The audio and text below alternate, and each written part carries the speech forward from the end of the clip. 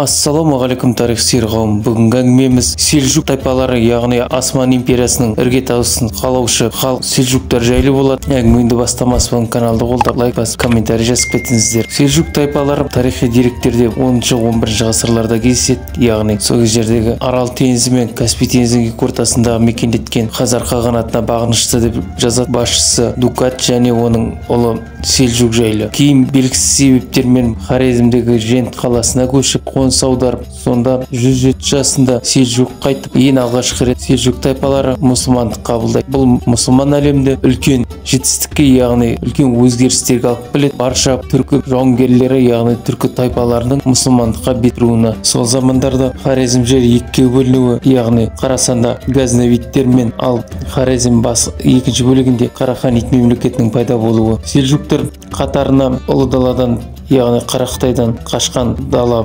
жауынгерлері қосыла бастап, селжуктардың қатары кеңейе бастады. Яғни әкесі өлгеннен кейін, Селжук өлгеннен кейін оның ұлы Арслан Исраил билікті қолына алып, сол кездердегі Қараханит мемлекетін қолдап, яғни билеушісін Али тегінді Бұхара үшін шайқаста газнавидтерге қарсы үлкен қол жинап барады. Бұны көрген газнавидтердің сұлтаны, яғни Махмуд сұлтан қатты таңғалады. Бұрынғыдай селжук тайпалары 100 шақты шағын жауынгерлер емес, мыңдаған жауынгер болып, үлкен қолмен қарсы шығып Махмудты талқандайды. Бұдан кейін Махмуд өз игілігіндегі селжуктардың басшысы Израиль қолға түсіріп абақты қамағанмен, көп селжуктар екі-үшке бөлініп, яғни кейбіреулер Иранға қашып, кейбіреулер көбісі қалып, селжук тайпасының 3 адамның билігіне көшеді. Яғни Израильдің ағасы Мекелдің 2 ұлы болады, Тұғырұл мен Шағырұл, және оның туысы Мұса. Осылайша 35 жыл билік еткен Махмудтың билігіне бітіп, оның ұлы Масуд келеді. Яғни Қараханит билеушісі Али тегінмен қанша келісім болғанмен бір шайқаста жеңіп қалғасын, селжуктар өзін қауіп сеңгесін оңтүстікке қарай қоныс аударады. Сол кездердегі Қарасандағы бір билеушісі Харун өзін газнавидтен қорғану үшін селжуктарға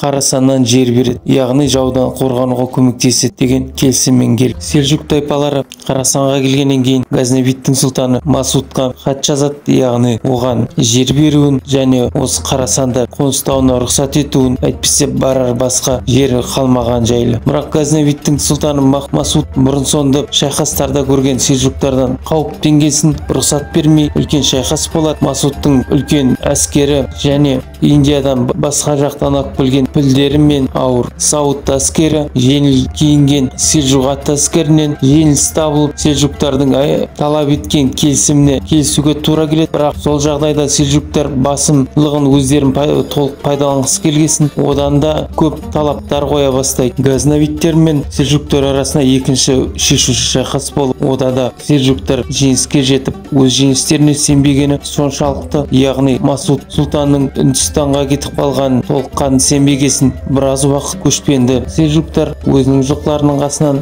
ұзаққа кетпеуге тырысқан. Бірақ толыққанды Қарасанды билегеннен кейін билікке, яғни Тұғырұл өзінің інісі Шағырұлға тонауға рұқсат етпей, өлім жазасына кесілетіндей қорқытып, қол астындағы жауынгерлерді мұсылман дін басшыларын шақырып, яғни сол кезде таққа отырып билеуші есебінде өзін жақсы танытқан, әрі тайпалар арасында билік пен қалаларды бөле бастады. Мұсаға өзінің інісі Шағырұлға және оңтүстіктегі Иран мемлекеті сол кездердегі бояттарға, яғни шииттерге көз тіге бастады. Яғни сол кездердегі буйттар, шииттер Бағдат сұлтанатын аббасидтердің билігін мойындаған жоқ. Аббасидтердің билігінің әлсіреген кезде олар жан-жақтан, яғни селжуктарды қолдап, селжуктардан тірек іздеді. Осылайша буйттерді ығыстырып, Тұғырұлдар үлкен әскермен Бағдатқа кіреді. Кезінде шағын адаммен шыққан селжук тайпалары үлкен күшке айналып, осы ислам әлемінде ең үлкен империяға бастауын, яғни Анатолия жерлеріне жаулауды бастайды. Болашақта шешуші үлкен шайқастар болады. Соның бірін айта кетсек, византиялықтармен болатын Мансикерт шайқасы. Мансикерт шайқасынан кейін толыққанды Осман империясының іргетасы қалануы басталады. Осылай жалпы адамзат тарихындағы ең үлкен империялардың бірі